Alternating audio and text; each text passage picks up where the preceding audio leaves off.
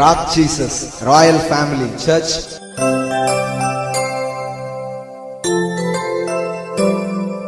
கர்த்தர் நல்லவர். அவர் தம் கிருபைகளை இந்த கால வேளையில் நம்முடைய வாழ்க்கையில இன்னும் விளங்க செய்வாராக. ஆமென். Praise God.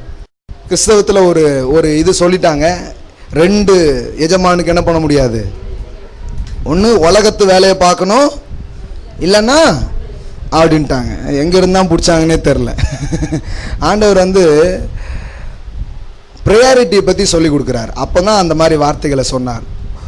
உன்னுடைய தேவன் பணமா, உன்னுடைய தேவன் தேவனா அப்படின்னு கேட்டார். எத்தனை பேர் உங்கள் தேவன் தேவன்கிறீங்க? அவ்வளோதான் அப்படின்ட்டிங்கன்னா முடிஞ்சு போச்சு. பணம் உபயோகப்படுத்த, தேவன் கனம் பண்ண, உறவு கொள்ள. அல்லேலூயா. தேவனிடத்தில் நீங்கள் காட்ட வேண்டியது உறவு. பணத்தை நீங்கள் என்ன பண்ணணும்? உபயோகிக்கணும். Hallelujah. Love God use money. பக்கத்தில் பார்த்து சொல்லுங்க, லவ் காட் யூஸ் மணி. இது புரியாதனால எவ்வளவோ பிரச்சனை. தேவனை நேசி, பணத்தை என்ன பண்ணு? பயன்படுத்தினாரு. நம்ம என்ன பண்ணிட்டோம்னா, பணத்தை நேசிச்சுட்டு தேவனை பயன்படுத்திக்கிறோம். அப்பப்போ ஏதாவது தேவைன்னா தேவனே, அது தேவனேனா தேவையே அப்படின்னு அர்த்தம், வேற ஒன்றும் கிடையாது. அந்த லெவலுக்கு போயிட்டாங்க. அதுக்காக தான் எல்லாம் சொல்லியிருக்கு பாருங்க. அதனால லவ் காட் யூஸ் மணி. எல்லாம் சொல்லுங்க, love God use money. So இந்த மாதிரி ப்ரையாரிட்டி பண்ணீங்கன்னா தப்பு கிடையாது. அதுக்காக தான் அந்த வசனத்தை ஆண்டவர் சொன்னார். ரெண்டு எஜமான்னா அதான் அர்த்தம். நீ தேவனை நீ என்ன பண்ணு? நேசி, அவரை இது பண்ணு, பொருட்களை என்ன பண்ணிக்கோ? உபயோகப்படுத்திக்கோ அப்படின்ட்டாங்க. நம்ம ஆளுகள் என்ன பண்ணிட்டாங்கன்னா, ஒன்றும் பொருள் இருக்கும், இல்லைன்னா அருள் இருக்கும் அப்படின்ட்டாங்க. நான் சொல்கிறேன், ரெண்டுமே இருக்கும். அருளும் இருக்கும், பொருளும் இருக்கும். ஹல்லேலூயா. அதுதான் வேதத்தில் போட்டுக்குது. கர்த்தரின் ஆசீர்வாதமே, அதனோடு ஆசீர்வாதம்னா என்ன? அருள். கர்த்தரின் அருளே எதை தரும்? ஐஸ்வர்யங்கிறது என்னது? பொருள். அருள் பொருள் ரெண்டுமே சேர்ந்து தான் ஆண்டவர் தரார். ஹல்லேலூயா. நம்ம தான் பிரித்து கூறு வச்சு இது தனி அது தனிலாம் என்ன பண்ணிட்டோம்? மாற்றி விட்டோம். ஆனால் ஆண்டவர்கிட்ட அப்படி கிடையாது. ஆண்டவருடைய ஆசீர்வாதம் வந்தால் என்ன வரும்? ஐஸ்வர்யம் வரும். நம்ம என்ன பண்ணிட்டோம்? ஒன்று ஐஸ்வர்யத்துக்கு பின்னாடி போ, இல்லை ஆண்டவர் பின்னாடி போ. எது பின்னாடி போகிறாய்? ஃபேஸ்புக்லலாம் போட்டு விடுதாங்க பாருங்க. நீங்கள் இது பின்னாடி போக போகிறீர்களா, இது பின்னாடி போக போகிறீர்களா? பணம் பின்னாடி போக வேண்டாம். நான் தேவன் பின்னாடி போனால் பணம் என் பின்னாடி வரும். ஹல்லேலூயா. நன்மையும் கிருபையும் என் பின்னாடி ஹச் டாக் மாதிரி வந்துகிட்டே இருக்கும். ஆமென். ஆமாம், அது உங்கள் பின்னாடி வரும்னு தான் வேதவசனம் சொல்லுது. அவைகளெல்லாம் விரட்டி கொண்டு வரும், அதெல்லாம் தாண்டி உன்னிடமாக வரும். இடையில நிறைய பேர் இருப்பாங்க, ஆனால் தாண்டி உங்ககிட்ட வந்துடும். அதனால இடையில அவங்களாம் இருக்காங்களான்னு பார்க்காதீங்க, தாண்டி வரும்னு போட்டிருக்குது. எல்லாம் சொல்லுங்க, தாண்டி வரும். ஹல்லேலூயா. Praise God. இன்னைக்கு வர்ஷிப் கொஞ்சம் டிஃப்ரெண்ட்டாக இருந்ததுன்னு நினைக்கிறேன். ஐ திங்க் நம்ம எப்போதுமே இப்படி பண்ணுறதில்ல. ஆனால் சில நேரம் ஆவியானவர் நம்மளை கைட் பண்ணுற மாதிரி பண்ணோன்னா சூப்பரான ரிசல்ட் பார்க்கலாம். ஹல்லேலூயா. நான் நம்புகிறேன் நீங்கள் சூப்பரான ரிசல்ட் பார்க்க போகிறீங்க. சில விஷயத்தை எப்படி எதிர்க்கணும்னு நமக்கு தெரிய மாட்டேங்குது. நீங்கள் சாத்தான்கிட்ட போய் இந்த மாம்சத்தை வச்சு சண்டை போட்டிங்கன்னா ஜெயிக்கவே முடியாது. ஏன் தெரியுமா? அவனுக்கு மாம்சமே கிடையாது. நீங்கள் அவனை குத்தவே முடியாது. அவனும் மாம்சத்தை வச்சு திருப்பி என்ன பண்ண முடியாது? குத்தவே முடியாது. அதனால தான் கோலியாத்துக்கு முன்னாடி நிற்கும் போது தாவீது சொல்கிறான், நீ எதை நம்பி வர்ற? 1 சாமுவேல் 17ஆம் அதிகாரம் 17:45 படிங்க. நீ பட்டயத்தோடும் ஈட்டியோடும் கேடகத்தோடும் என்னிடத்தில் வருகிறாய், நானோ நீ நிந்தித்த இஸ்ரவேலுடைய இராணுவங்களின் தேவனாகிய கர்த்தரின் நாமத்தினாலே உன்னிடத்துல வருகிறேன். இப்போ இவனுடைய ஆயுதம்லாம் எதுவா இருந்தது? கோலியாத்துடைய ஆயுதம்லாம் எது? ஈட்டி, பட்டயம், கேடயம், இதெல்லாம் ஆயுதமா அவன் வச்சிருக்கிறான். ஆனா தாவீது என்ன ஆயுதம் வச்சிருக்கிறான்? அவன் கையிலையும் ஒரு கூழாங்கல் இதெல்லாம் இருந்துச்சு. ஆனா அவன் என்ன சொல்றான்னா, என் ஆயுதம் எது? அவருடைய நாமம். எல்லாம் சொல்லுங்க, அவருடைய நாமம். நிறைய நேரத்தில் நாம் போரில் தோத்து போகிறதுக்கான காரணம் நம் போராயுதங்கள் எதுன்னு தெரியாதது. மறுபடியும் சொல்கிறேன், நாம் நமது போரில் தோற்று போவதற்கு காரணம் நமது போராயுதங்கள் எது என்று தெரியாதது. அதை தான் நீ காமிக்க போகிறேன். 2 கொரிந்தியர் 10ஆம் அதிகாரம் 3வது வசனத்திலிருந்து பாருங்க. நாங்கள் மாம்சத்தில் நடக்கிறவர்களாயிருந்தும் மாம்சத்தின்படி, நல்லா கவனிங்க, மாம்சத்தின்படி போர் செய்கிறவர்கள் அல்ல. அப்படின்னா என்ன? ஒரு போர் ஒன்று இருக்கு, ஒரு ஃபைட் ஒன்று இருக்குது, ஒரு யுத்தம்னு ஒன்று இருக்குது. எல்லாம் சொல்லுங்க, யுத்தம் இருக்கு. யுத்தம் இல்லை அப்படின்னு போடல, கட்டாயமா என்ன இருக்குது? யுத்தம் இருக்கு. அதனாலதான் படிக்கிறோம், குதிரை எதுக்காக ஆயத்தமாக்கப்படுகிறது? யுத்த நாளுக்காக ஆயத்தமாக்கப்படுகிறது. ஜெயமோ? அப்ப என்ன இருக்குது? யுத்தம் இருக்குது. Fight is there, battle is there. Battle நிச்சயமா இருக்குது, ஃபைட் நிச்சயமா இருக்குது. ஆனா இன்னொன்னு நல்லா தெரிஞ்சுக்கணும், எவ்வளவு தூரம் இந்த ஃபைட் இருக்குங்கிறது உண்மையோ அதை விட ஒரு உண்மை வெற்றி இருக்குதுங்கிறது. ஹல்லேலூயா. போராட்டம் இருக்குங்கிறது எவ்வளோ உண்மையோ அதிலும் உண்மையிலும் உண்மை அவைகளிலே வெற்றி என்கிற ஒன்று இருக்கிறது. ஹல்லேலூயா. சிலருக்கு ஒன்னே ஒன்று தான் தெரியும், போராட்டம் உண்டு பிரதர், போராட்டம் உண்டு பிரதர், உபத்திரவம் உண்டு பிரதர். இயேசு சொல்லியிருக்கிறார், உலகத்திலே உங்களுக்கு உண்டு உண்டு. அதே உண்டு உண்டுன்னு ரொம்ப நேரம் பேசிட்டாங்க. உபத்திரவம் உண்டு, இயேசுவே சொல்லியிருக்கிறார் உண்டு உண்டு, அதனால உபத்திரவத்திலே கெட அப்படின்னு விட்டாங்க. இல்லைங்களே, அப்படி சொல்லிங்களே, உபத்திரவம் உண்டு ஆனாலும் உண்டுங்கிறாரு, அப்புறம் ஜெயிச்சேங்கிறாரு. அப்ப என்ன சொல்றாரு? எப்பா, எல்லா போரையும் நான் பார்த்துட்டேன், அதுல பார்த்தது ஒன்னே ஒண்ணுதான், வெற்றி தான். ஹல்லேலூயா. நான் பார்த்ததை தான் நீயும் பார்ப்ப.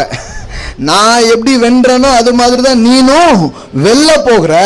அதனால ஒன்று தெரிஞ்சுக்கோ, இந்த உலகத்துல நீ சந்திக்கக்கூடிய எந்த சவாலா இருக்கட்டும், எந்த பிரச்சனையா இருக்கட்டும், அவைகள் நடுவில் உனக்கு வெற்றி நிச்சயம். ஹல்லேலூயா. எல்லாம் சொல்லுங்க, வெற்றி நிச்சயம். போராட்டம் நிச்சயம்னு தான் கிறிஸ்தவங்க மைண்ட்ல எழுதி வச்சிருக்காங்க. அதனால எல்லாரையும் பாருங்க, உபத்திரம் உண்டு பிரதர், யாராவது ஜெயம் உண்டு அப்படி பேச பார்த்துருக்கீங்களா? நீங்க 4 கிறிஸ்தவங்க கூட்டிட்டாங்கன்னா என்ன பேசுவாங்க? இயேசு என்ன சொல்லியிருக்கிறாரு? உபத்திரம் உண்டுன்னு இருக்காரு. உபத்திரம் உண்டுன்னு இருக்கு. உபத்திரம் உண்டுங்கன்னு கூடி பேசுறது தான் கிறிஸ்தவர் இருக்கிறாங்களே தவிர, எந்த கிறிஸ்தவர்களால் கூடிக்கிட்டு உபத்திரம் உண்டு, ஆனா அதை விட இன்னொன்று உண்டு. அது என்னன்னா, ஜெயம் உண்டு, வெற்றி உண்டு, அவைகள் நடுவிலே முன்னேற்றங்கள் உண்டுன்னு யாரும் சொல்றது இல்லை. பாருங்க, அதை சொல்லதுக்கு தான் ஆண்டவர் உங்களை அழைச்சிருக்கிறார். ஹல்லேலூயா.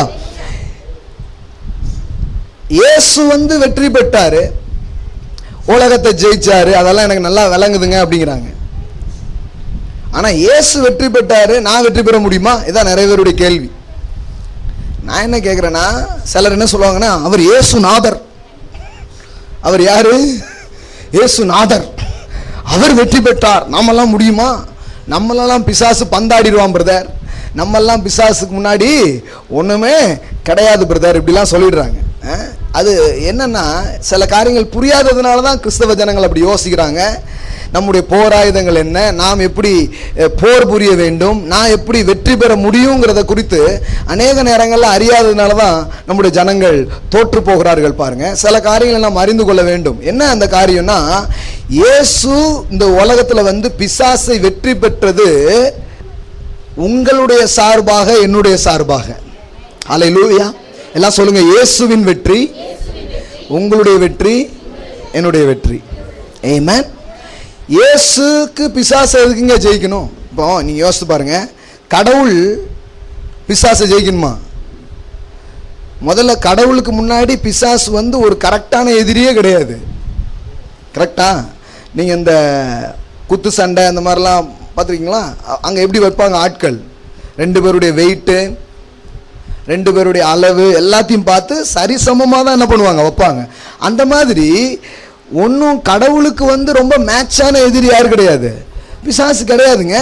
அதனால அவர் அவனை ஜெயிச்சாருங்கிறது பெரிய விஷயமும் கிடையாது, அவர் அவனை ஜெயிக்க வேண்டிய அவசியமும் கிடையாது. அப்போ ஏன் இயேசு ஜெயிச்சாரு அப்படின்னா, மனுவர்க்கத்தின் பிரதிநிதியாக அவர் யாரை ஜெயிச்சாரு? பிசாச ஜெயித்தார். இப்போ கோலியாத்து தாவீது பத்தி நான் உங்களுக்கு சொன்னேன். எப்படி முழு இஸ்ரவேலர்களுக்கும் பிரதிநிதியாக யார் போய் நிக்கிறா? தாவீது போய் நிக்கிறான். இப்ப தாவீது வெற்றி பெற்றா யார் வெற்றி பெற்ற மாதிரி? இவன் தோத்தானா நாட்டினுடைய மானமே உங்க கையில தான் இருக்கு. இவன் இவன் அவங்களுக்குள்ள டீலே அதுதான். ஒரு ஆள் வர சொல்லுங்க, சண்டை போடுவோம். நாங்கள் தோத்தோம்னா எல்லாரும் தோத்த மாதிரி, அதே மாதிரி நாங்கள் ஜெயிச்சோன்னா ஜெயிச்ச மாதிரி, அதான் டீலே. இப்போ தாவீது முழு இஸ்ரவேலுடைய ரெப்ரசன்டேட்டிவா நின்றுக்கிட்டு யார் கூட சண்டை போடுறான்? கோலியாத் கூட சண்டை போடுறான். இப்போ தாவீது வெற்றி பெற்றானா வெற்றி பெறலையா? வெற்றி பெற்றான். இப்போ தாவீது வெற்றி பெற்ற உடனே இஸ்ரவேலெல்லாம் ஆர்ப்பரித்து யாரை விரட்டுறாங்க? பெலிஸ்தர்களை விரட்டி அவங்க பாளையத்தெல்லாம் கொள்ளையிட்டு வெற்றி நமதே அப்படின்ட்டு பாட ஆரம்பிச்சிட்டாங்க. ஆனா உண்மையிலே வெற்றி பெற்றது யாரு? தாவீது. அது மாதிரி தான் இயேசு இந்த பூமிக்கு வரும் பொழுது மனுவர்க்கத்தின் பிரதிநிதியா வர்றாரு. முழு மனுவர்க்கத்துக்கு யாரு பிரதிநிதி? இயேசு. இப்ப இயேசு கல்வாரி மேட்ல, அந்த கொல்கதா மலையில பிசாசுக்கு முன்பாக நின்ற போது, கல்வாரி சிலுவையில அவனை சந்தித்த போது முழு மனுவர்க்கத்தின் பிரதிநிதியாக நின்று சந்திக்கிறாரு. வேதவசனம் சொல்லுகிறது, அவர் சிலுவையிலே அவனை வென்றார் அப்படின்னு போட்டிருக்குது. ஹல்லேலூயா. கொலோசியரை நாம் அப்படிதான் வாசிக்கிறோம். இயேசு சிலுவையில் என்ன பண்ணாரு? வெற்றி பெற்றார். அப்ப இயேசு பிசாசை தோற்கடித்தது முழு மனுவர்க்கத்தின் வெற்றியாக இருக்கிறது. ஹல்லேலூயா. எல்லாம் சொல்லுங்க, அவர் வென்ற போது நானும் வென்றேன். ஆமென். ஹல்லேலூயா.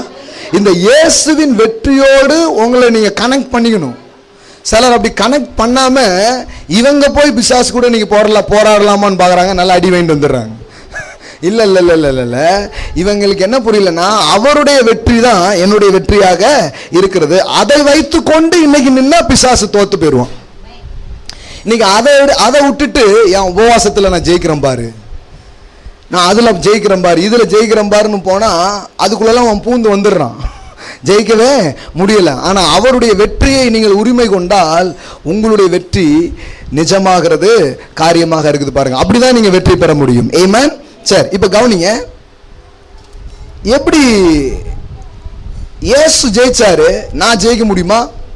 யோவான் தான் சொல்லியிருக்கிறார். என்ன சொல்லியிருக்கிறாருன்னா, இயேசு என்ன பண்ணாரு? ஜெயித்தார் அப்படின்னு சொல்றார். அதே யோவான் இன்னொன்னு சொல்லியிருக்கிறார். 1 யோவான், இதுக்கு மறுபடி வருவோம்.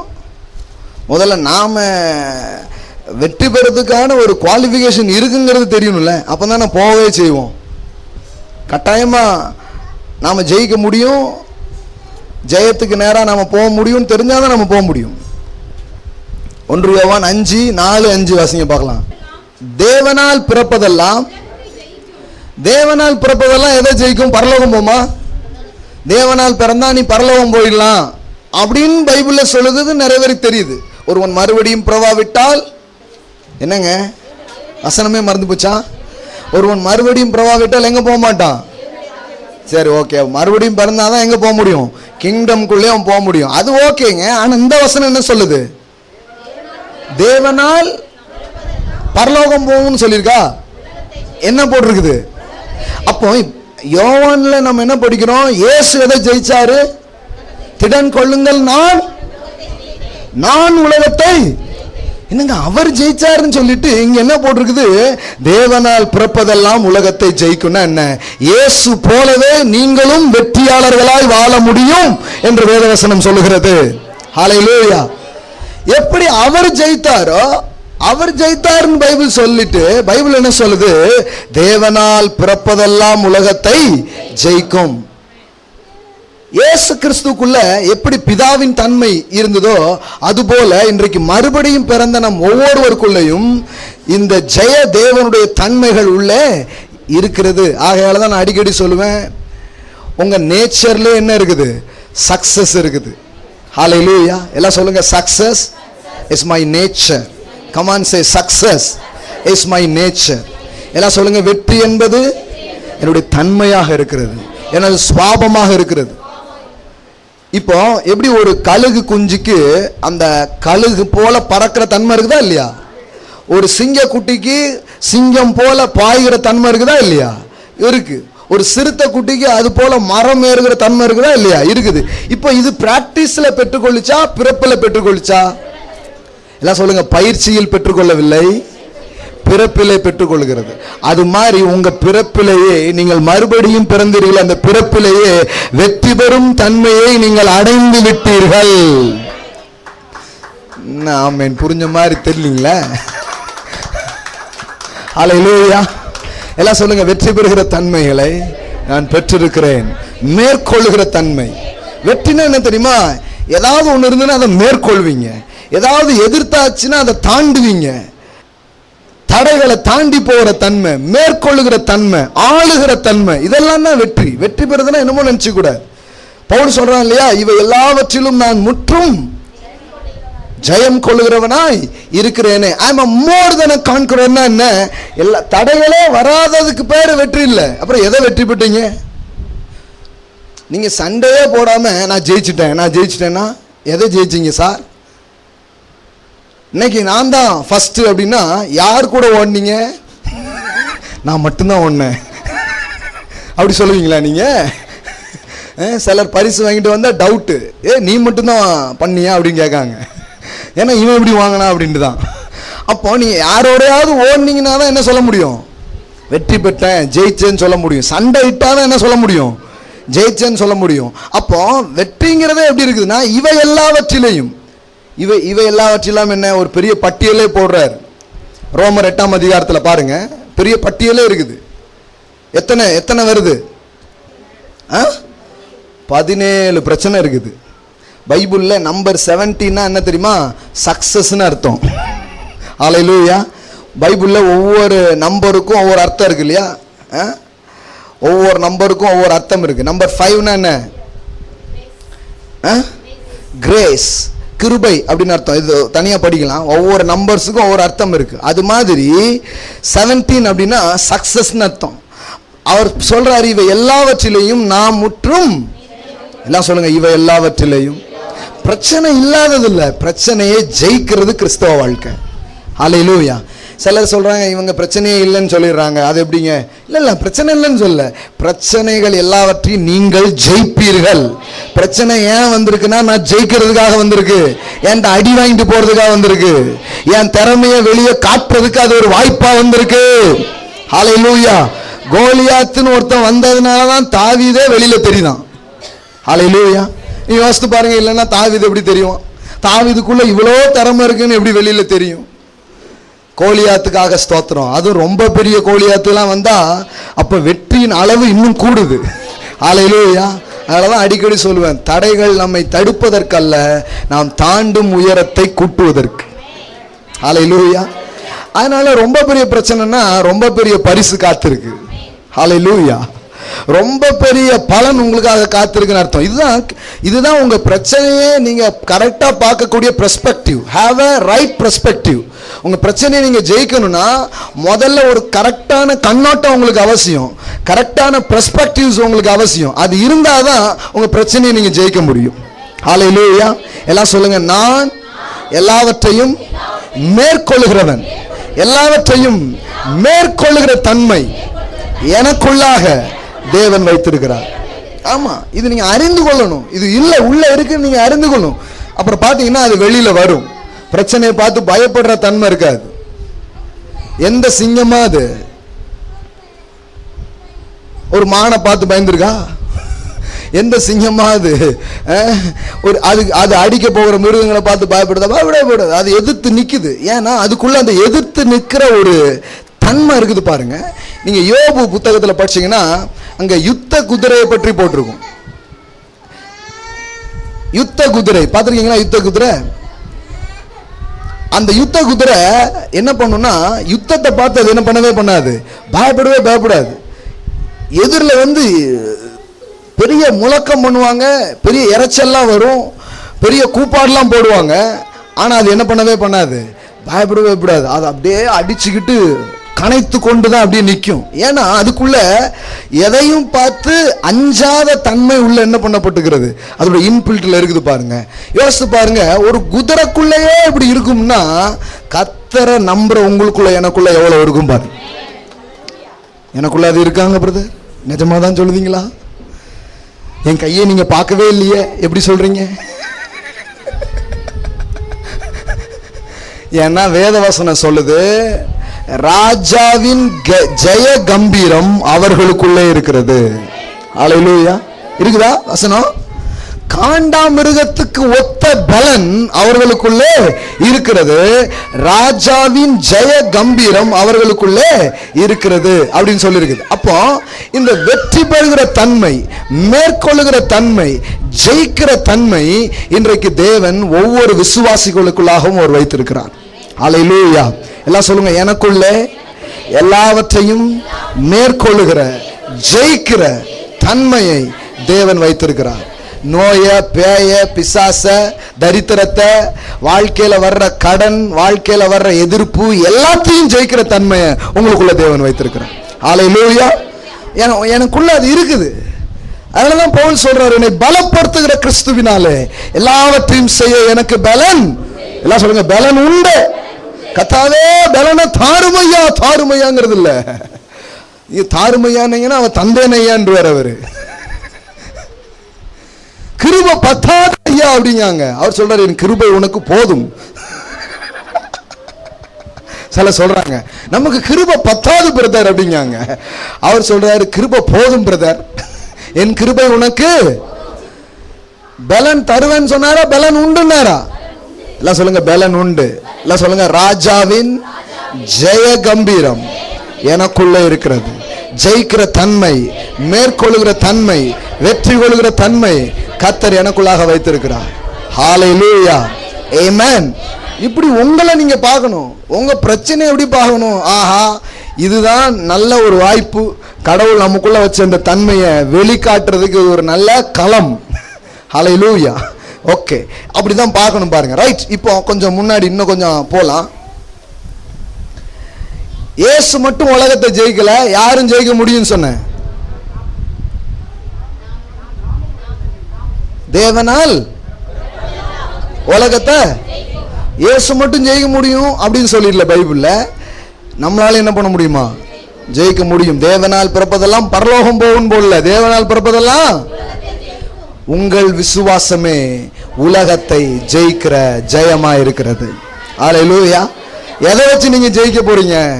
உங்கள் விசுவாசமே உலகத்தை ஜெயிக்கிற ஜெயம். இந்த உலகத்தில் நீங்கள் வெற்றி கொள்ள முடியும், இந்த உலகத்தில் நீங்கள் ஜெய வாழ்க்கை வாழ முடியும். எப்படின்னா, இந்த விசுவாசம் என்கிற சக்தியை கொண்டு நீங்கள் ஜெயத்தை என்ன பண்ண முடியும்? நிலைநாட்டிக் கொள்ள முடியும் என்று வேதவசனம் சொல்லுது. எப்படி நிலைநாட்டிக் கொள்வது? சில காரியங்களை புரிந்து கொள்ள வேண்டியது அவசியம் பாருங்க. அப்போ இந்த வசனத்தை திருப்புங்க பார்க்கலாம். அதான் ஆரம்பிச்சோம் இல்லையா? 2 கொரிந்தியர் 10:3, நாங்கள் மாம்சத்தின்படி நடக்கிறவர்களாய் இருந்தும் மாம்சத்தின்படி அல்ல.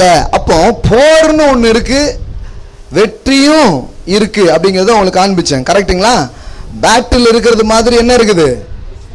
சக்சஸும் இருக்குது, கட்டாயமா இருக்குது. எல்லாம் சொல்லுங்க, வெற்றி நிச்சயமா இருக்கு. பிறப்பதெல்லாம் ஜெயிக்கும்னு யார் சொன்னா? அவர் சொன்னார். அவர் ஜெயிக்கும்னா அப்ப ஜெயிக்கும். அவர் சொல்றாரு, இந்த குதிரை மேல நம்பி கட்டலாம், இது ஜெயிக்கும். ஹல்லேலூயா. அது மாதிரி தேவன் நம்புற ஆட்கள் நீங்க. ஹல்லேலூயா. தேவனுடைய நம்பிக்கைக்குரிய ஆளே நீங்க தானே. ஹல்லேலூயா.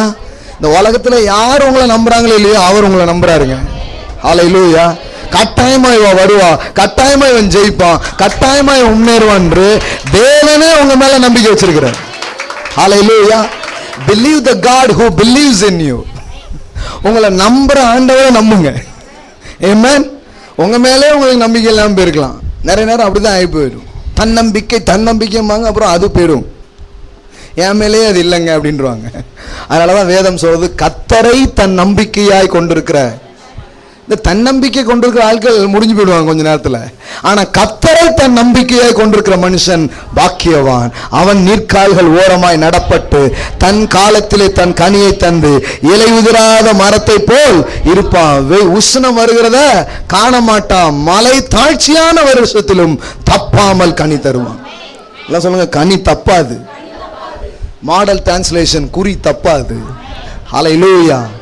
கனி தப்பாதுன்னா அதான் அர்த்தம், தப்பாம அடிப்பீங்க, கட்டாயமா அடிப்பீங்க, நிச்சயமா ஜெயிப்பீங்க. அதுதான் தேவனுடைய வார்த்தைகளா இருக்குது பாருங்க. ஆமென். அப்போ இந்த போராடுகிற குணம், போர் செய்கிற குணம் நமக்குள்ள இருக்குது பாருங்க.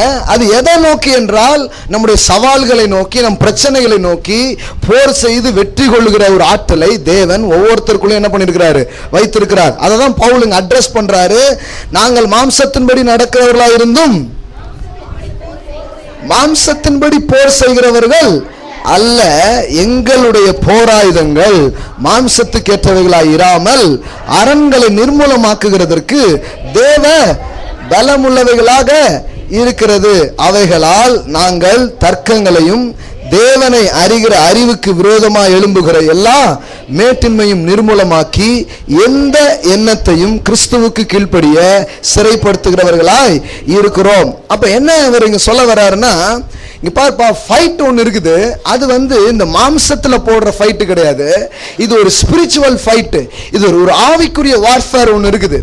இங்க இந்த ஆவிக்குரிய யுத்தத்தில் நீ எப்படி வெற்றி பெற முடியும்னா, அங்க போய் நின்றுக்கிட்டு ரூபா வச்சு என்ன பண்ண முடியாது, ஜெயிக்க முடியாது. எஜுகேஷனை வச்சு ஜெயிக்க முடியாது. எனக்கு எம்எல்ஏவை தெரியுமேனா அதை வச்சு ஜெயிக்கவே முடியாது. இந்த மாதிரி மாம்சீக எந்த சப்போர்ட்ஸை வச்சு நீங்க என்ன பண்ண முடியாது, வின் பண்ண முடியாது.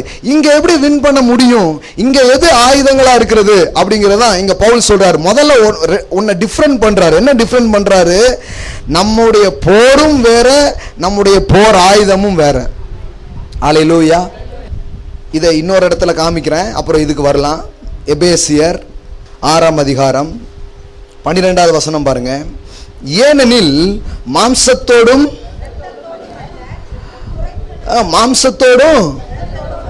அல்ல, துரைத்தனங்களோடும் அதிகாரங்களோடும் இப்பிரபஞ்சத்தின் அந்தகார லோகாதிபதிகளோடும் வான மண்டலத்தில் உள்ள பொல்லாத ஆவிகளின் சேனைகளோடும் நமக்கு. நல்லா கவனிங்க, நம்ம ஆட்கள் இதே தான் பேசிட்டே விட்டாங்க. போராட்டம் உண்டு பிரதர், ஒரே போராட்டமா இருக்கு பிரதர், போராட்டமா இருக்கு பிரதர். அதை எம்பசைஸ் பண்ணக்கூடாது. அதை எம்பசைஸ் பண்றதுக்காக பைபிள் கொடுத்துருக்கு. போராட்டம் உண்டு, போராட்டம் உண்டுன்னு சொல்றதுக்காக பைபிள் தந்திருக்கு. நல்லா படிச்சு பாருங்க, கீழே கொஞ்சம் அப்படியே போங்க. போராட்டம் உண்டுன்னு பைபிளை மூடி வச்சிடக்கூடாது. அங்க என்ன போட்டிருக்குது, ஆகையால் தீங்கு நாளில் அவைகளை நீங்கள் எதிர்க்கவும். எல்லாம் சொல்லுங்க, அவைகளை நீங்கள் எதிர்க்கவும், சகலத்தையும் செய்து முடித்தவர்களாய் நிற்கவும், திராணி உள்ளவர்களாகும்படி தேவனுடைய சர்வாயுத வர்க்கத்தை எடுத்துக்கொள்ளுங்கள். சத்தியம் என்னும் கச்சைகளை உங்கள் அறையிலே கட்டினவர்களாயும், நீதி என்னும் மார்க்கவசத்தை தரித்தவர்களாயும், சமாதானத்தின் சுவிசேஷத்துக்குரிய ஆயத்தம் என்னும் பாதரட்சியை கால்களில் தொடித்தவர்களாயும், பொல்லாங்கனையும் அக்னியாஸ்திரங்களை எல்லாம் அவித்து போடத்தக்கதாக எல்லாவற்றுக்கும் மேலாக விசுவாசம் என்னும் கேடகத்தை பிடித்து கொண்டவர்களாயும் நில்லுங்கள். ஹல்லேலூயா. இல்ல என்ன தெரியுமா, சண்டே நடக்கல,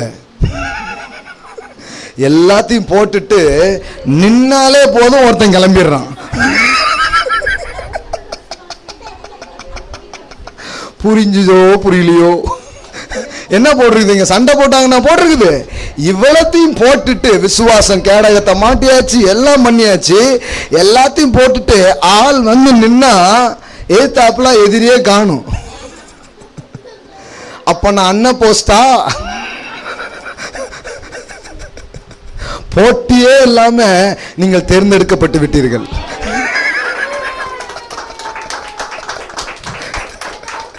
ஏன்னா இவ்வளவு தெளிவு வந்ததுக்கு அப்புறம் அவங்க நிக்கிறதே இல்லை, ஆளே இல்லை பாருங்க. நம்ம அந்தகார லோகாதிபதி அப்படி இப்படின்ட்டு எவ்வளவு பில்டப் போட்டிருக்குது, இவ்வளவு போட்டிருக்குது. ஆனா நான் விசுவாசத்தை, சத்தியத்தை, இவ்வளவு தேவனுடைய சர்வாயுத வர்க்கத்தை நான் எடுத்துக்கொண்டு நில்லுங்கள். எல்லாம் சொல்லுங்க, நில்லுங்கள். அவ்வளவுதான். Just stand, just stand. நீங்க நின்னீங்கனாலே போதும், வெற்றி உங்களுடையதாக இருக்கிறது. ஆனா நம்ம ஆளுகள் என்ன பண்றதுன்னா, பிரதர் லோகாதிபதின்னு போட்டிருக்கு, அவன் எப்படிப்பட்டவன் பிரதர், எப்படி இருப்பானே தெரியலையே. பயம் பாருங்க. சிலர் இதுல வானமண்டலத்தில் உள்ளன்னு போட்டிருக்கு பார்த்தீங்களா. உடனே நம்ம ஆட்கள் நிறைய பேர் என்ன நினைச்சிட்டாங்கன்னா, இந்த பிசாசு எங்கதான் இருக்கான், நம்ம வீட்டு கூடைக்கு மேலதான் இருக்கான், கொஞ்சம் ஹைட்டா இருப்பான் போல அப்படின்னு சொல்லிட்டு அமெரிக்காலலாம் ஒரு சர்ச்சில் என்ன பண்ணிட்டாங்கன்னா, ஃப்ளைட்டே எடுத்துட்டு மேலே போய் கட்டுக்கிறன் பிசாசுலாம் ஜோம் பண்ண ஆரம்பிச்சிட்டாங்க. ஏன்னா அவன் எங்க இருக்கிறான், வான மண்டலத்திலும் போட்டிருக்கேன்னு வான மண்டலத்துக்கு போயிட்டாங்க. ஆனால் பவுல் சொல்கிறாரு, அவர் நீங்கள் நினைக்கிற மாதிரி வான மண்டலம்னா வான மண்டலத்தில் இல்லை, அவன் எங்கே இருக்கிறான், அவனுடைய செயல் எங்கே நடக்குதுன்னா, அவனுடைய போர் எங்கே நடக்குதுன்னா உங்கள் மைண்டில் தான் நடக்குது அப்படிங்கிறாரு. 2 கொரிந்தியர் வாஸ்தம் என்ன வாஸ்தம்? போர் எங்கே நடக்குது? Mind is your battle ground. உங்கள் மனது தான் போர் அந்த போர் நடக்கிற இடமா இருக்குது. அங்கே தான் அவன் வந்து என்ன பண்ணுறான்? ஃபைட் பண்ணுறான். அதனால தான் எந்த எண்ணத்தையும் நாங்கள் என்ன பண்ணுறோம்? எண்ணத்தையே சிறப்படுத்துகிறோம். ஏன்னா எண்ணத்தை வச்சு தான் அழிக்க பார்க்கலாம். இப்போ வார்த்தையை வச்சு நீங்கள் ஜெயிக்க பார்க்கணும். ஹல்லேலூயா. இப்போ நல்லா கவனிங்க. அப்போ இதில் ஒரு வார்த்தை வருது. என்ன வார்த்தைனா, மாம்சத்தோடும் இரத்தத்தோடும் அல்லன்னா என்ன? உங்கள் சண்டை யார் கூட இல்லை? உங்கள் மாமியார் கூட கிடையாது, உங்கள் மருமகால் கூட கிடையாது, ஒரு மனுஷன் கூட கிடையாது. நாம் நினைக்கிறோம் ஒரு மனுஷன் கூட தான் நமக்கு போராட்டம் இருக்குது அப்படின்னு நினைக்கிறோம். என் எதிரியே எதிர் வீட்டுக்காரன் தான் பிரதர் அப்படின்னு சொல்லிட்டு ஒரு மனிதனை நமக்கு எதிராக நம்ம என்ன பண்ணுறோம்? பார்க்குறோம். இந்த பிரின்சிபாலிட்டி என்ன பண்ணுது தெரியுமா? அது டைரக்டாக வந்து நம்ம கூட போராடுறது இல்லை. அது ஒரு பர்சனாலிட்டியை செலக்ட் பண்ணி தான் என்ன பண்ணுது? நம்மகிட்டே வருது. அந்த பர்சனாலிட்டி வந்து நமக்கு எதிரானவர்கள் நம்ம நிறைய நேரம் நினச்சிக்கிறோம். இல்லை, நமக்கு எதிரானவன் ஒரே ஒருத்தன் தான். ஹல்லேலூயா. அதனால தான் நாம் வந்து ஒரு ஆளுக்கு எதிராக ஃபைட் பண்ணும்படியா பைபிள் என்ன பண்ணவே இல்லை, சொல்லவே இல்லை. இந்த ஆள் தான் எதிரி. சிலர் அப்படி தான் நினைக்கிறாங்க, இவனை போட்டு தள்ளிட்டா நான் நிம்மதியாக இருக்கலான்னு அவனை போய் போட்டு தள்ளிடுறது. இல்லை இல்லை இல்லை இல்லை, ஒரு மனுஷன் உங்களுக்கு எதிரி கிடையாது. நீங்கள் இந்த எப்படி உங்கள் வாழ்க்கையில் எப்படி வெற்றி கொள்ள முடியும்னா, நீங்கள் சில காரியங்களை புரிஞ்சுக்கணும். இப்போ உங்கள்கிட்ட பணமே வரமாட்டேங்குன்னா என்ன அர்த்தம்? இதெல்லாம் ஒருத்தன் பிடிச்சி வைக்கிறான். இது எல்லாத்தையும் ஒருத்தன் வந்து பிடிச்சி வைக்கிறான். இஸ்ரவேலர்களை எகிப்தில் அடிமையாகவே ஒருத்தன் வச்சுருந்தான். அவங்க கையில் காசே போல. தினமும் வேலைக்கு போனாங்களா? கரெக்டாக வேலைக்கு போனாங்க. எத்தனை வருஷம் வேலை பார்த்தாங்க? 400 வருடங்களுக்கு வேலை பார்த்தாங்க. ஆனால் நயா பைசா அவங்க கையில் என்ன பண்ணவே இல்லை, வரவே இல்லை. சம்பளமும் வரல, ஒன்றும் வரல. அவங்க கிட்ட செல்வமே இல்லை. ஏன்னா அதையெல்லாம் ஒருத்தன் பிளாக் பண்ணி வச்சுருந்தான். அதெல்லாம் ஒருத்தன் வந்து அப்படியே வரவிடாதபடி பார்த்து வச்சுருந்தான். ஆனால் ஒரு நாள் இரவு தேவன் அவர்களுக்கு ஒரு போர் விதிமுறையை கற்றுக் கொடுத்தார். எகிப்தியர் கூட சண்டை போடுறதுக்கு 9 வாதைகளை யார் அனுப்புனா? மோசே அனுப்புனா. ஆனால் அந்த 9 வாதையிலையும் என்ன பண்ணவே இல்லை, வெற்றி கொள்ளவே இல்லை. ஆனால் 10ஆவதா ஒன்று நடந்துச்சு. அது என்ன அப்படின்னு சொன்னால், தலைப்பிள்ளை சங்காரம். அதற்கு அடையாளமா இங்க ஒரு ஆட்டுக்குட்டி என்ன பண்ணப்பட்டது, கொல்லப்பட்டது. இப்ப விடுதலை எப்படி உண்டாகுதுன்னா, இந்த சிந்தப்பட்ட இரத்தம் இதை என்றைக்கு இந்த ஜனங்கள் பஸ்கா நியமத்தை எடுத்து என்றைக்கு ஆசரிக்கிறார்களோ அன்றைக்குத்தான் ஒரு விடுதலை அவர்களுக்கு வர ஆரம்பிக்குது. இந்த எகிப்துங்கிறது பிசாசுக்கும் அவனுடைய ராஜ்யத்துக்கும் அடையாளமாக இருக்கிறது. பார்வோன் வந்து பிசாசுக்கு அடையாளமா இருக்கிறான். அவன் ஜனங்களை கட்டி வச்சிருக்கிறான். ஜனங்களை வந்து வறுமையில, சாபத்துல, எத்தனையோ விதமான முன்னேற முடியாம அவர்களை அடிமையாக்கி வைப்பதுதான் பிசாசனுடைய தந்திரம். பாருங்க, மனிதன் இப்படிப்பட்ட ஒரு அடிமைத்தனத்துக்குள் இருக்கிறான் என்று வேதவசனம் சொல்லுகிறது. இயேசு வந்து அப்படி சொன்னாரு, சத்தியத்தை அறிவீர்கள், சத்தியம் உங்களை. உடனே இவெல்லாம் என்ன சொன்ன தெரியுமா, நாங்க எப்போ அடிமையானோம் அப்படிங்க. புரியலீங்களா உங்களுக்கு? வாசிங்க பார்க்கலாம். யோவான் பாருங்க, நீ கொஞ்சம் கவனிச்சீங்கன்னா தான் புரியும். 8:31 பாருங்க. இயேசு தம்மை விசுவாசித்த யூதர்களை நோக்கி, நீங்கள் என் உபதேசத்தில் மெய்யாகவே சத்தியத்தையும் அறிவீர்கள், சத்தியம் உங்களை. அவர்கள் அவருக்கு பிரதியுத்தரமாக, நாங்கள் ஆபிரகாமின் சந்ததியாக இருக்கிறோம், நாங்கள் ஒரு காலம் ஒருவனுக்கு விடுதலையாவீர்கள் என்று எப்படி சொல்கிறீர்கள் என்றார். நாங்கள் அடிமையே கிடையாத. யோசித்து பாருங்க, இவங்க எந்த அளவுக்கு போயிட்டாங்க பாருங்க. இவங்க என்னன்னா, நான் தங்களை அடிமை, இவங்க வந்து மாம்சத்தின்படி அவன் பார்க்குறான். ஆனால் ஒவ்வொரு மனுஷனும் மாம்சத்தின்படி அடிமையா இல்லை, அவனை அடிமைப்படுத்துகிற ஒருவன் இருக்கிறான். அவன் வந்து ஒவ்வொருத்தரையும் அடிமையாக்கி வச்சிருக்கிறான். அவன் பணத்தை வர விடாம, அவன் வந்து அவன் சுகத்துல வாழ விடாம, அவனை வந்து நிம்மதியா வாழ விடாம, அவனை ஆதிக்கம் செய்கிற ஒரு ஆதிக்கம் செலுத்துகிற சக்தி ஒன்று இருக்கிறது. அதுக்கு கீழே அவன் அடிமைப்பட்டிருக்கிறான். அது அவனுக்கு தெரியல பாருங்க. அந்த சக்திக்கு எதிராக இவன் வேற எதை வச்சு போராடினாலும் அவனால் என்ன பண்ண முடியல, வெற்றி பெறவே. சைக்காலஜி எல்லாம் யூஸ் பண்ணா வெற்றி பெறவே முடிய மாட்டேங்குது. ஆனால் இயேசு இந்த பூமிக்கு வந்த போது கரெக்டாக அடையாளம் காமிச்சிட்டாரு. ஆபிரகாமின் குமார்த்தி மேலே ஏறி உட்கார்ந்துருக்க, இறங்கு கீழே அப்படின்ட்டாரு. அந்த அம்மா கூனியா இருக்கு. இப்போ இதுக்கு மருத்துவ ரீதியாக என்ன பேர் கொடுப்பாங்க? ஏதோ எலும்பு பெண்டாயிடுச்சு இந்த அம்மாவுக்கு, ஏதோ எலும்பு பிரச்சனை, என்ன பேர் பிரதர்? ஆஸ்ட்ரியோபோரோசிஸ். அதாங்க அதே தான். இப்படிலாம் ஒரு பேர். அது இது இயேசு வந்து என்ன சொன்னார் தெரியுமா? ஆபிரகாமின் குமாரத்தீவா, 18 வருஷமா இவளை குனிய வச்சிருக்கிற, உன் கையை எடு அப்படின்னா அந்த அம்மா அன்னைக்கே நிமிந்துடுச்சு. அல்லேலூயா. ஏன்னா இவளை குனிய வச்சுக்கிட்டு இருந்தான் ஒருத்தன். இந்த பிசாசு அவருடைய வேலை என்னன்னா குனிய வைக்கிறது. ஒருவேளை உடம்புல நீங்க குனியாம இருக்கலாம், ஆனா வாழ்க்கையில தலை குனிஞ்சு போயிருக்கலாம், சரீரத்துல குனிவில். அவன் எதுலயே ஒண்ணுல நம்மள இந்த அடிமைத்தனம்னா என்னன்னா, ஒரு விதமான பயத்துல இருப்பீங்க, எப்பவும் தேவையில இருப்பீங்க, பற்றாக்குறையில கிடக்கிறது, என்னதான் முயற்சி பண்ணாலும் ஒண்ணுமே வராத மாதிரி இருக்கிறது. இப்படி ஏதோ ஒரு பாண்டேஜ். இவங்க உழைக்காம இல்ல, மாடா உழைக்கிறாங்க, என்ன ஓடா தயிராங்க, ஆனா ஒண்ணுமே வரமாட்டுக்கு. ஏன்னா இவங்கள ஒரு அடிமை தலைக்குள்ளாக ஒருத்தன் வச்சு ஒடுக்கி கொண்டு இருந்தான். கர்த்தர் அதை விரும்பல. கர்த்தர் அதனாலதான் மோசே என்ன பண்ணாரு?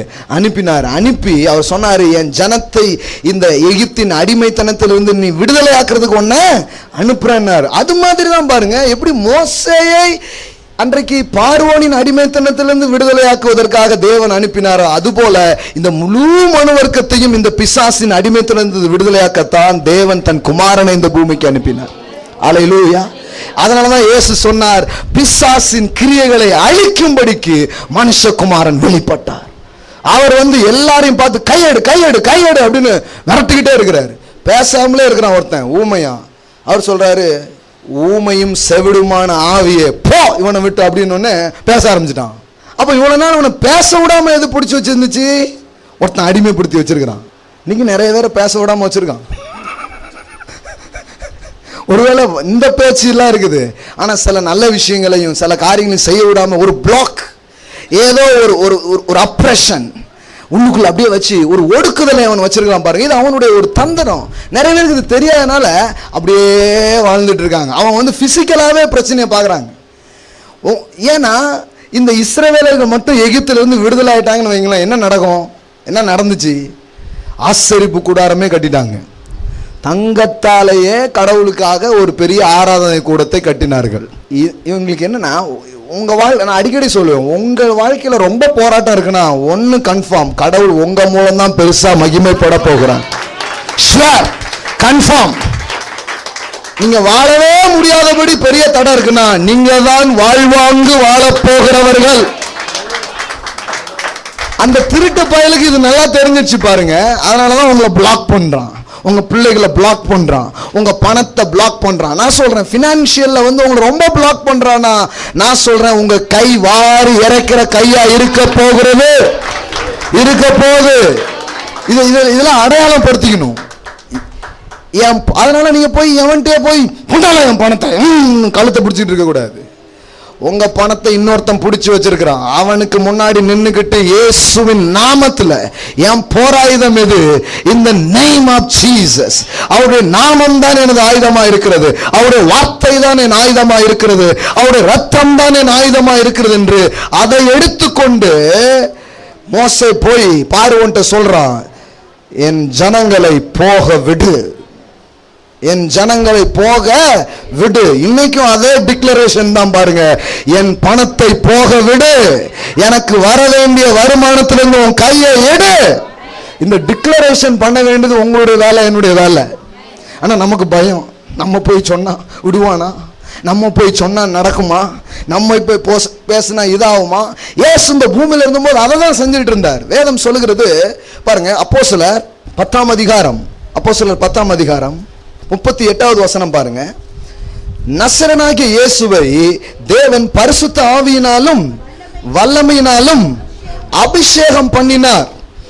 தேவன் அவருடைய கூட இருந்தபடியினாலே அவர் நன்மை செய்கிறவராயும் பிசாசின் வல்லமையில் அகப்பட்ட யாவரையும் குணமாக்குகிறவராயும் சுற்றி திரிந்தார். நல்லா கவனிங்க, பிசாசின் வல்லமையில்.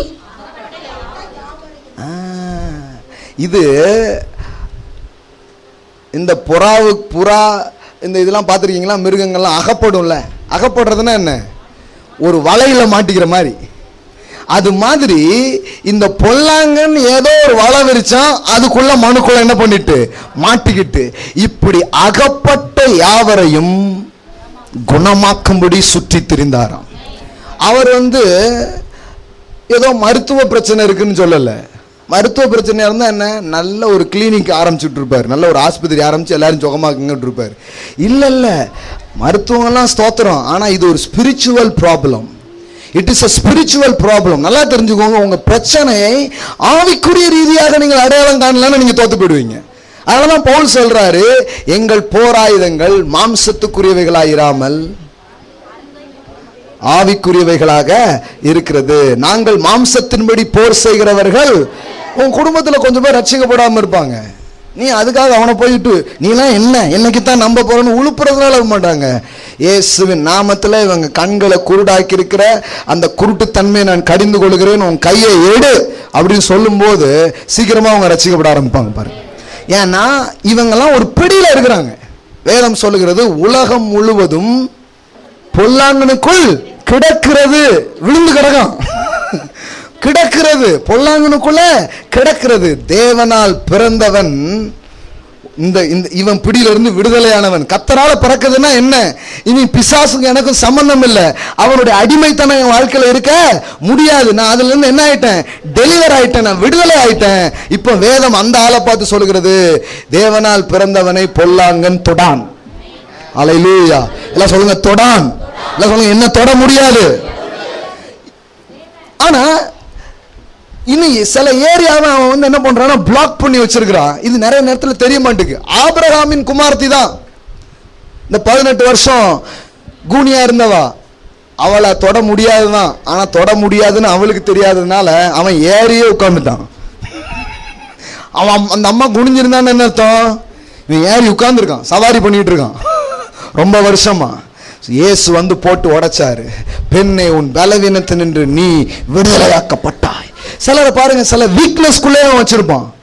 ஏன்னா அந்த வீக்னஸ்குள்ள இருந்தா அவங்க எழுந்து போய் எதுவும் அவங்க நல்லாயிட்டாங்கன்னா எழுந்து போய் ஏதாவது பண்ணிடுவாங்க. அதனால பலவீனத்திலே அவங்கள வச்சிருப்பான். அதனாலதான் சொன்னாரு, பலவீனப்படுத்துகிற ஆவியே வெளியே போ அப்படின்னு சொல்லி அதை கட்டளையிட்டார். ஹல்லேலூயா. அப்ப இதெல்லாமே ஒரு ஸ்பிரிச்சுவல் ப்ராப்ளமா இருக்குது, ஆவிக்குரிய ஒரு காரியமா இருக்குது. ஏதோ மன ரீதியா ஏதோ சைக்காலஜிக்கலா இதை ட்ரீட் பண்ணி மாத்திடுற ஒரு காரியம் கிடையாது. இது ஸ்பிரிச்சுவலா தான் இதை ஹேண்டில் பண்ண முடியும். அதை எப்படி ஹேண்டில் பண்றது, அதுக்கு தான் இங்க தரப்பட்டிருக்கிறது. நீ என்ன ஆயுதத்தை கொண்டு வர்ற, ஈட்டி பட்டயம் கேடயம் எல்லாம் ஆயிரும். தாவீது சொல்றான், ஏன் ஆயுதம் அவருடைய நாமம், அவருடைய நாமம். அதனாலதான் இயேசு சொன்னார், என் நாமத்தினாலே பிசாசுகளை துரத்துவீர்கள். Use my name, use my name. அப்போ அந்த எகிப்துல அப்படி அடிமைத்தனமா அவங்க இருந்தாங்க. பணம் வரல, சுகம் இல்ல, அடிமைத்தனம் எல்லாமே இருந்தது. ஆனால் ஒரு இரவிலே அவர்கள் பஸ்காவை ஆசரித்தார்கள். அது எதுக்கு அடையாளமா இருக்கு, ஒரு நாள் நமக்காக கிறிஸ்து பலியாக போகிறார். அந்த பலிதான் இறுதி பலியா இருக்கிறது. அது முழு மனு வர்க்கத்தையும் என்ன பண்ண போகிறது, மீட்க போகிறது. மீட்பின் முன்னடையாளமாக அந்த பஸ்காவை அன்றைக்கு அந்த இஸ்ரவேலர்கள் ஆசரித்தார்கள். குடும்பமாக அன்றைக்கு அதை ஆசரித்தார்கள். வீட்டுக்கு ஒரு ஆட்டுக்குட்டியை தெரிந்து கொண்டு முழு குடும்பமும் அதை என்ன பண்ணது, ஆசரித்தது. அப்படி ஆசரிக்கும் போது அவங்க எப்படி ஆசரிக்கணும் தெரியுமா, அந்த முறைகள் தெரியுமா. அவங்க எப்படி ஆசரிக்கணும்னா, கையில கம்பை பிடிச்சுக்கணும். கம்பை என்ன பண்ணிக்கணும், பிடிச்சுக்கணும். காலில் என்ன போட்டிருக்கணும், செருப்பு போட்டிருக்கணும். பஸ்காவை அவங்க ஆசரிக்கும் போது காலில் என்ன போட்டிருந்தாங்க, செருப்பு போட்டிருந்தாங்க. செருப்பு போட்டு தான் பஸ்காவே ஆசரிச்சாங்க. ஏன் தெரியுமா, எந்நேரமும் விடுதலை வரும். அப்ப செருப்பக்கானும் கம்பக்கானும் தேடிட்டு இருக்க கூடாது. ஒரு எக்ஸ்பெக்டேஷனோட புசிக்கிறது, அதான் அடையாளம். இப்போ நான் இதை எடுப்பேன், விடுதலை எனக்கு ஆரம்பிக்கிறது. நீங்க கம்யூனியன் கொடுத்தோம், கொஞ்சம் பேர் வரவே இல்லை கம்யூனியனுக்கு, லேட்டாக தான் வந்தீங்க. முதல்ல கொடுத்துட்டோம் கம்யூனியன்.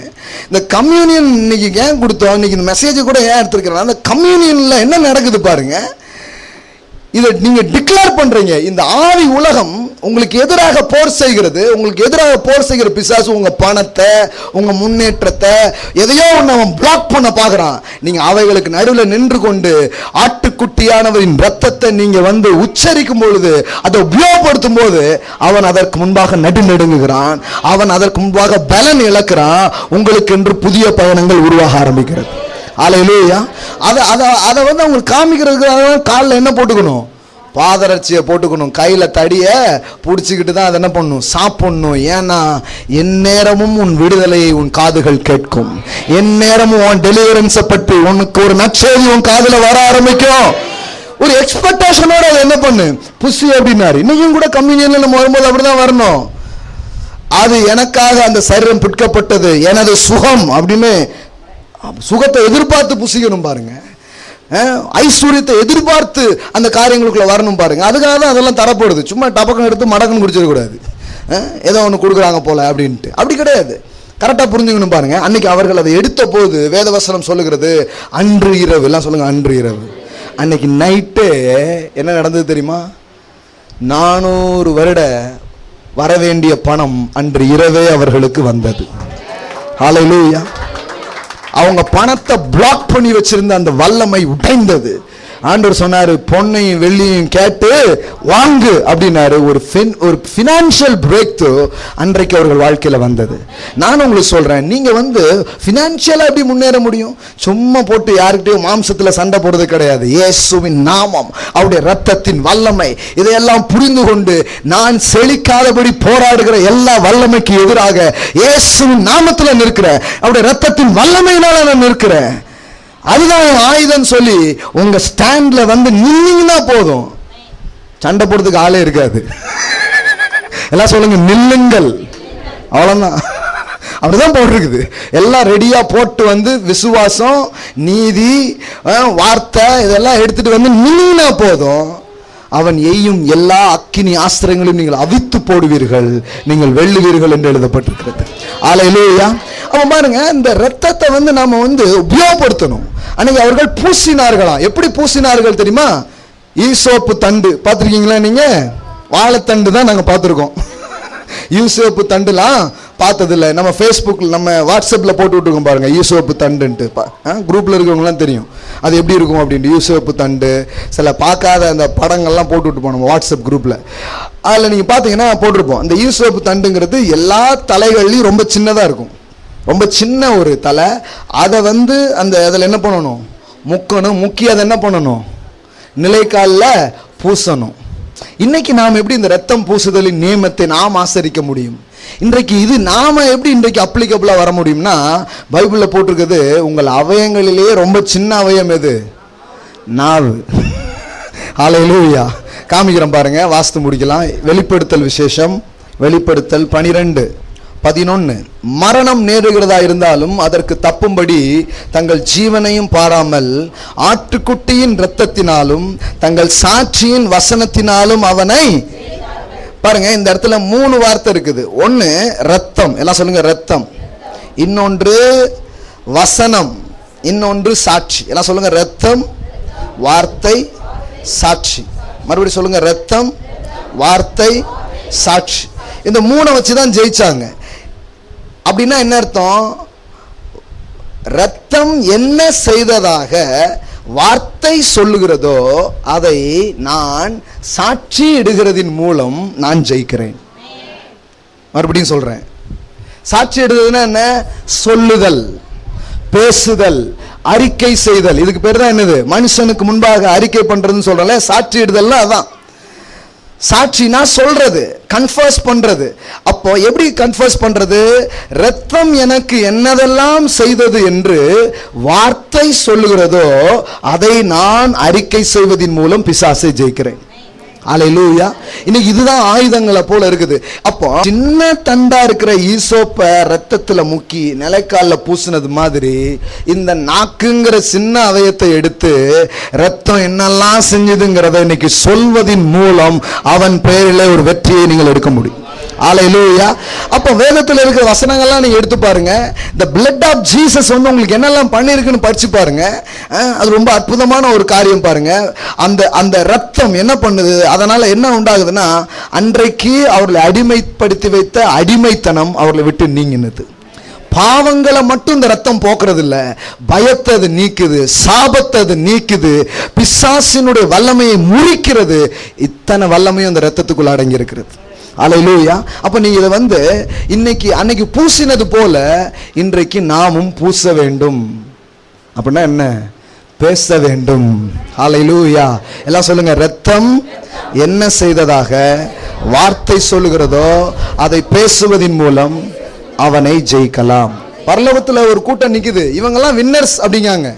எப்படி வின் பண்ணாங்க? What is the secret of success? அது அப்பதான் அந்த ஸ்டேட்மெண்ட் வருது. எப்படி ஜெயிச்சாங்கன்னா வேற ஒன்றும் இல்லை, ரத்தம் என்ன சொல்லிச்சோ அதை சாட்சிட்டு இந்த பிசாசை ஜெயிச்சிட்டாங்க அப்படின்ட்டாங்க. அது ஜெயித்தவர்களின் கூட்டம், வெற்றி பெற்றவர்களின் சங்கமம் அங்கு நின்று கொண்டிருக்கிறது. அவங்கள பத்தி தான் இது போட்டிருக்குது. எப்ப பார்த்தாலும் குற்றம் சாட்டிட்டு இருந்தானே இவனு பிசாசு, அவன் தள்ளப்பட்டு போனான். அல்லேலூயா. உங்களை குற்ற உணர்வுக்குள்ளாக்குவோம், அது பிசாசுனுடைய தந்திரம். என்ன பண்ணணும்? ரத்தம் என்னை கழுவி இருக்கிறது, ஐ ஆம் ஃபர்கிவன், போயிட்டு வாடா. அல்லேலூயா. அவன் உங்க கடந்த காலத்தெல்லாம் ஞாபகப்படுத்துவான். நீங்க சொல்லுங்க, ஐ ஆம் forgiven, I am completely forgiven. அவருக்குள்ள எனக்கு எந்த ஆக்கினை தீர்ப்பும் இல்லை. ஆமென். நான் தேவன் என்னை மன்னித்திருக்கிறார், ஏற்றுக்கொண்டிருக்கிறார். அப்போ இது நம்முடைய போர் மாம்சத்துக்குரியவைகளா இல்லை, அது எப்படி இருக்குது? ஆவிக்குரியதா இருக்குது. இந்த ஆவிக்குரிய இருக்கிறத எப்படிதான் டீல் பண்ண முடியும்?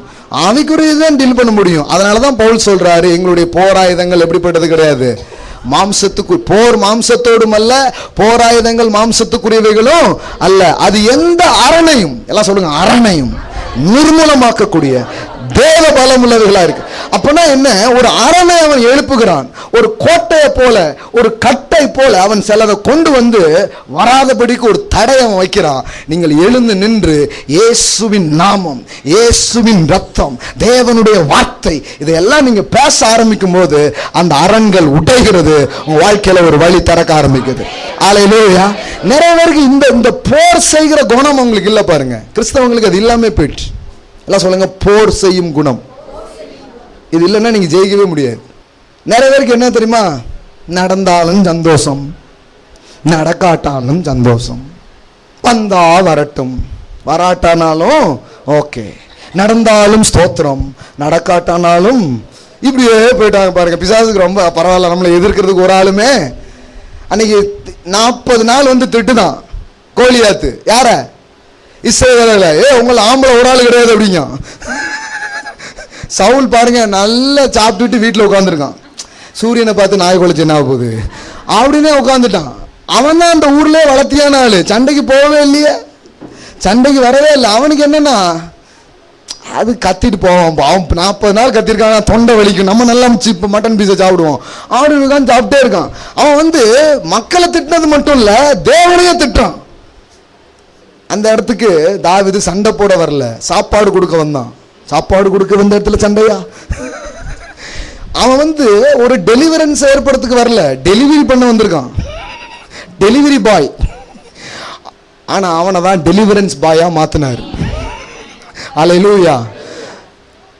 கொரியர் சர்வீஸ் மாதிரி அப்பா கொடுத்தத அண்ணன்ட்ட கொடுத்துட்டு டோக்கன் வாங்கிட்டு வாப்பா. அப்பவே டோக்கன் சிஸ்டம் வந்திருக்கேன், ஏன்னா எவனோ வாங்கி வாயில போட்டுருவான்னு நினைக்கிறேன்.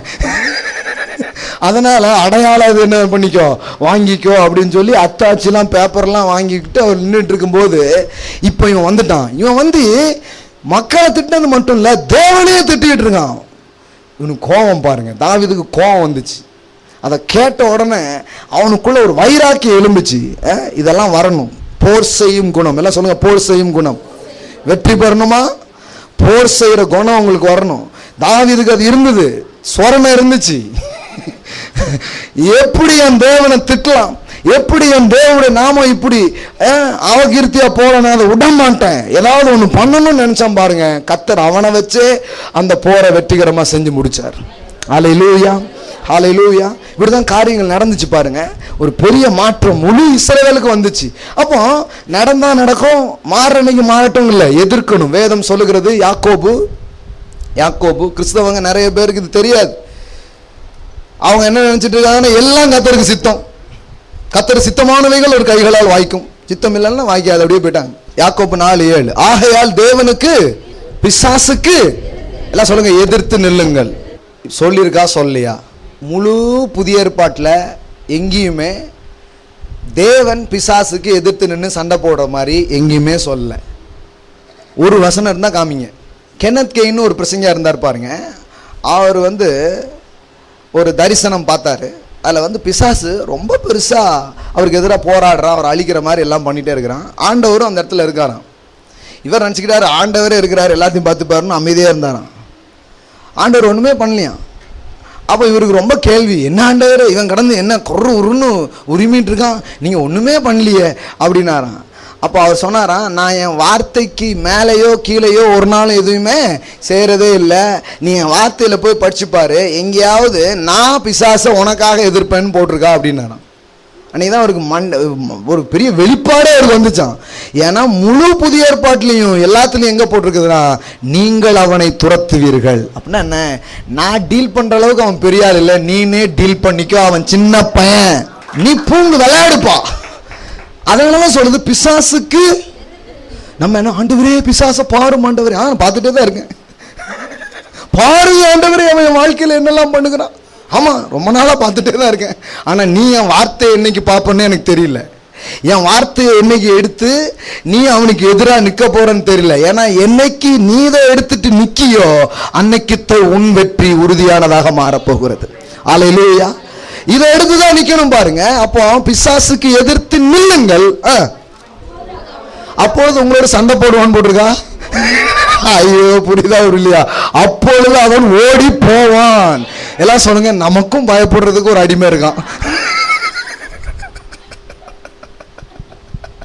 எங்கேயாவது இவன் சண்டை போடுறத குத்தி போட்டிருக்கா, நில்லுங்கள், அவன் என்ன பண்ணுவான், ஓடி போவான். ஒரு நாள் பார்த்தீங்கன்னா விக்கில் ஸ்மித் வர்த்னு ஒருத்தர் இருந்தார். அவர் இந்த நிறைய டெட் ரைஸ் செத்த பிணங்கள்லாம் எழுப்பின ஒரு ஆள்.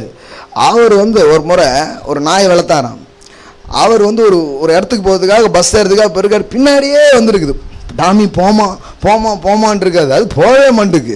இவருக்கு கடைசியில் பஸ் ஸ்டாண்டுக்கு இதுவும் ஏறுற மாதிரி இருக்குது. அப்போ இவருக்கு கோபம் ஆயிடுச்சான். சி போ அப்படின்னாராம். உடனே ஒரே ஓட்டமா ஓடிடுச்சான். அப்போ ஆவியான சொன்னாராம், பிசாசு இப்படி தான் ஹேண்டில் பண்ணும் அப்படின்னாராம். நிறைய நேரத்தில் போயிருவியா நீ, சத்தியம் பண்ணு, இந்த பிசாசு ஒருத்தர் ஆட்கள் நீங்கள் பார்த்துருக்கீங்களா, கெஞ்சு கெஞ்சுன்னு கெஞ்சுவாங்க, இன்னும் வரமாட்டியா, அவன்கிட்ட போய் சத்தியம் கேட்பாங்க. அவன் பொய்க்கு பிதாவமா இருக்கிறான். ஆனால் அவன்கிட்டயே போய் சத்தியம் கேட்குற ஒரே ஆட்கள் நம்ம தான். பைபிளை காமிச்சு சத்தியம் பண்ணு, இன்னும் வரமாட்டேன்னு சொல்லு. அவன் அவனுக்கு நல்லா தெரிஞ்சு பாருங்க, இதுகளை வச்சு நல்ல வேலை பார்க்கலான்னு சொல்லி அவன் எல்லா வேலையும் பார்த்துட்டு போயிடுவான். பைபிளை போட்டு அமுக்குன்னு அமுக்குது அவன் மேலே.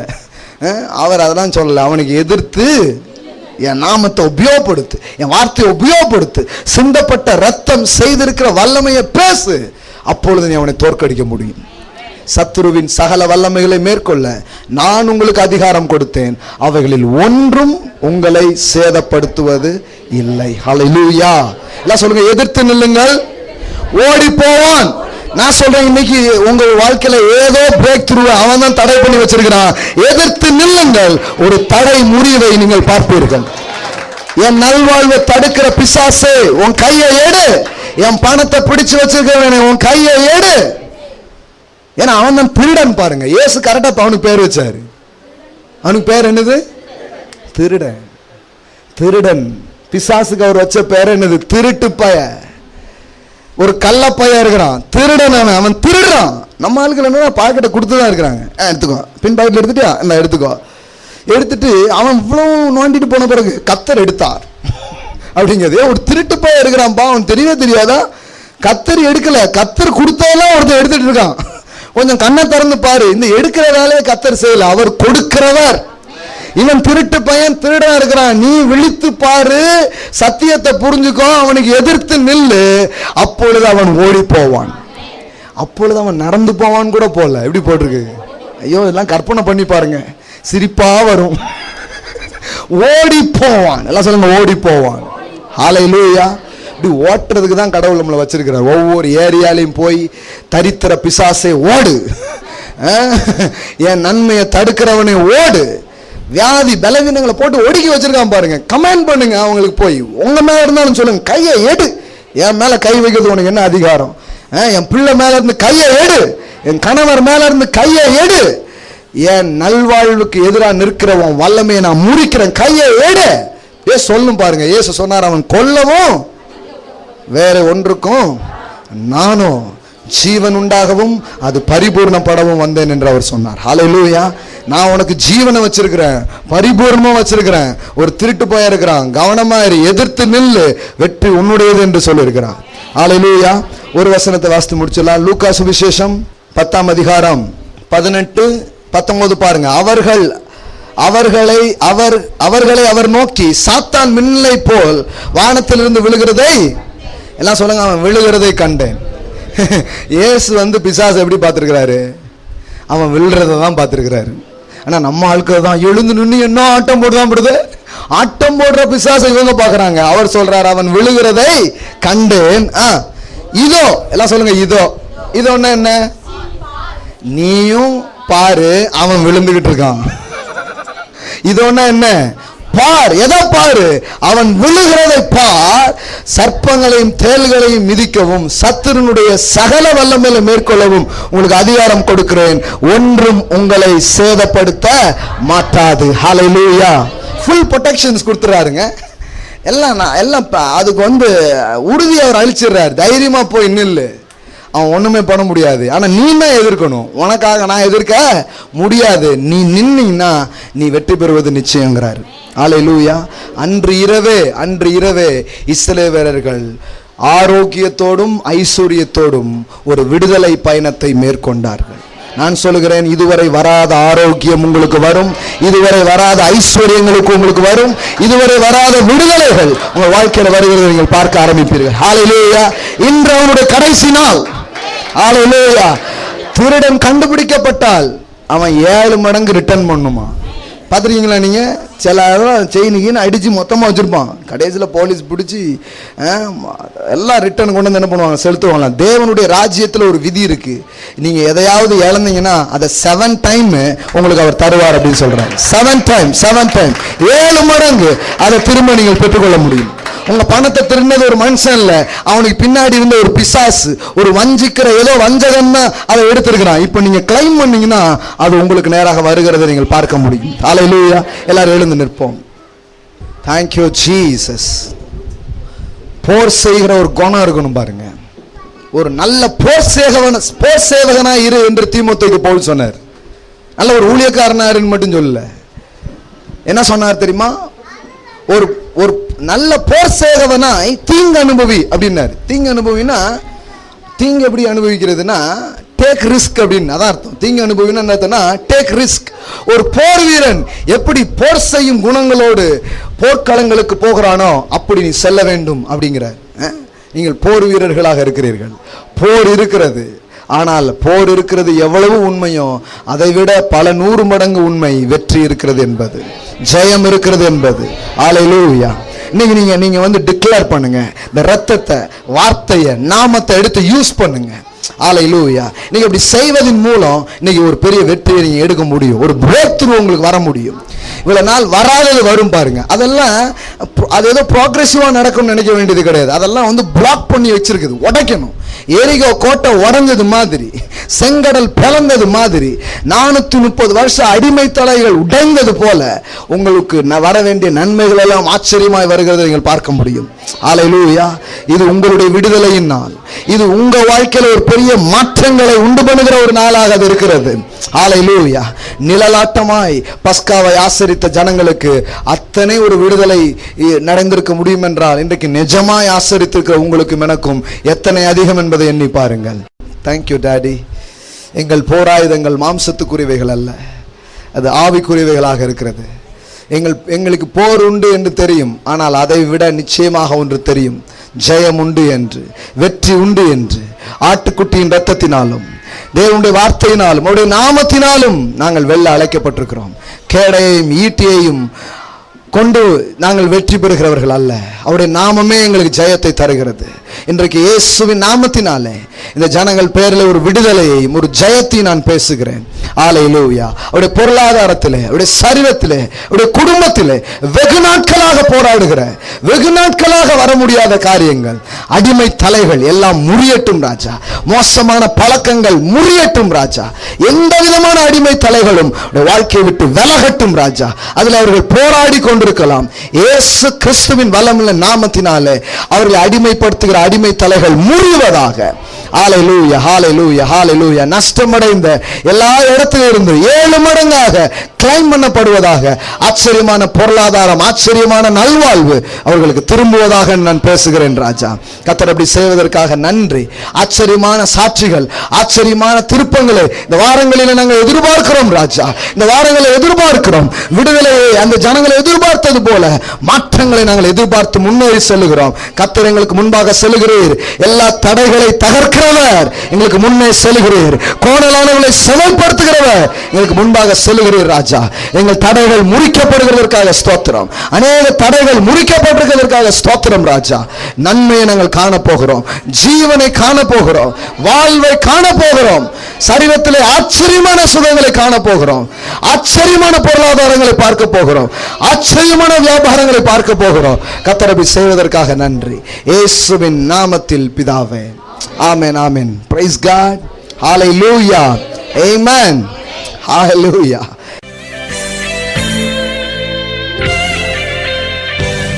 Rock Jesus Royal Family Church